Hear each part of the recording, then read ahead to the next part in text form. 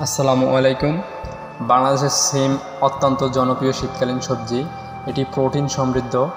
এর বীজও সবজি হিসাবে খাওয়া যায়। জমি ছাড়াও রাস্তার ধারে, আইলে, ঘরের ছাদে এটি চাষ করা যায়। দোআঁশ ও বেলে-দোআঁশ মাটিতে সিম ভালো জন্মে।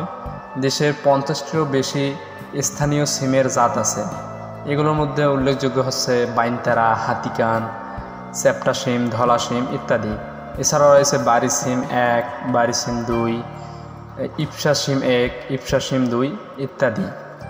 সিম চাষের উপযুক্ত সময় হচ্ছে জ্যৈষ্ঠ থেকে আষাঢ়, আর শীতকালীন চাষাবাদের জন্য শ্রাবণ থেকে ভাদ্র মাস পর্যন্ত বীজ বপনের উপযুক্ত সময়। বীজ বপনের 45 থেকে 50 দিনের মধ্যে সিম গাছে ফুল আসে। ফুল ফোটার 20 থেকে 25 দিনের পর ফসল সংগ্রহ করা যায়।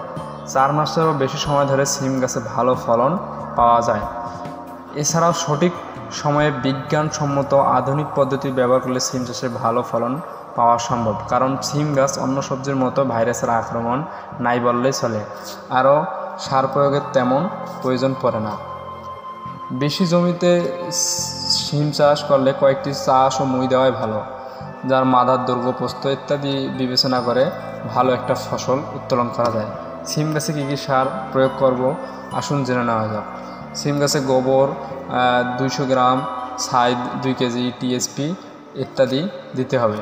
প্রতি মাদায় একটা বীজ থেকে অন্য বীজের দূরত্ব হবে 4 ইঞ্চি, এবং বীজ বপনের আগে 10 থেকে 12 ঘন্টায় বীজ ভিজিয়ে জমিতে রাখতে হবে।